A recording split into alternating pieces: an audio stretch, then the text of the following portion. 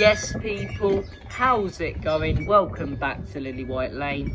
Hope you're doing good, hope you're keeping safe and well, and hope you're having a smashing Monday and a fantastic start to your week. And we're here today to talk about Tottenham transfers, potential incomings and potential outgoings from the club. And look, last week was very boring, if we're being honest. No real reports, no rumours flooding about, no top players linked to Spurs. Just a real boring week when it comes to transfers. Yet we've started this week off, and it started off with some excitement. We're hearing some journalists saying this could be a big week in the transfer market, not just for Spurs, but in general, with Arsenal signing, Jesus last. That was a very, very good transfer for them, if I'm being honest. I hate to admit it. And Chelsea after De Ligt and Sterling, and United after De Jong.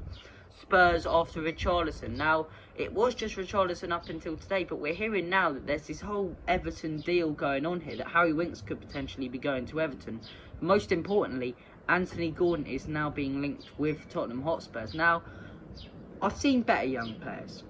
I've seen young players his age be able to do more and have more capability when it comes to skill than he does. But one thing Anthony Gordon does have is a tremendous work ethic. This guy, every single game, will give his all for Everton, give his all for the club. You can clearly see he does love that club, and he loves getting the opportunity to represent it on the big stage. And look, even in the high pressure games, Everton in a relegation battle, this guy's what, 20, 21, yet he still steps up in probably a do or die game in the battle for relegation and scores to make them win 1-0 against Manchester United. He played great in that game. He also played great against Chelsea.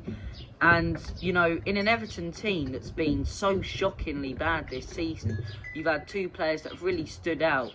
And you probably look at those two players and say they don't deserve to be going through this, because every game they give their all. And it's Richarlison and Anthony Gordon. Now, like I say, I've seen better young players. I do think we could be targeting better young players.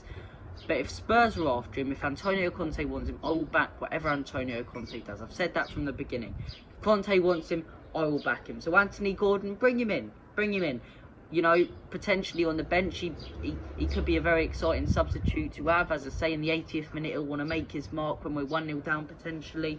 This guy would be quite an exciting transfer. We'd be able to get him for a decent fee, potentially involve a swap deal with Harry Winks. It could be very, very interesting. And the business we are doing with Everton, or look to be doing this summer, we've heard this morning that Chelsea are interested in Richarlison.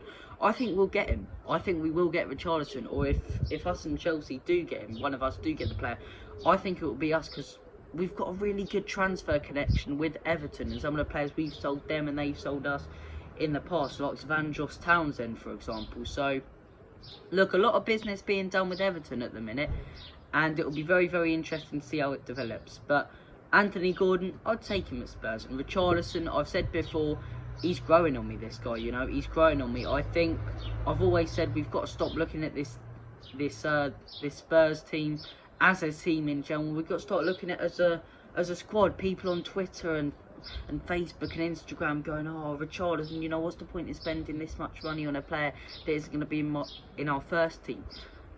Our first team is our first 11 and our substitutes. We've got to look at it as a squad. We've got to look at our team like a Liverpool, like a Manchester City, where we rotate players week in, week out. And I think Richarlison would fit in fantastically to this Spurs team. If Kane gets injured, if one weekend Kane's a bit tired, you can give him a rest. As I say, this guy can also play as a creative sort of midfielder on the wing as well, which he's done time after time. Versatile player, Everton's top scorer. I think he scored something like 13, 14 goals in a shockingly bad Everton side, yet he still stepped up. He scored when it was most important. He stepped up when it was most important against the likes of the Chelseas. And I'm trying to think, who they beat 3 Crystal Palace to stay up, in these huge high pressure games.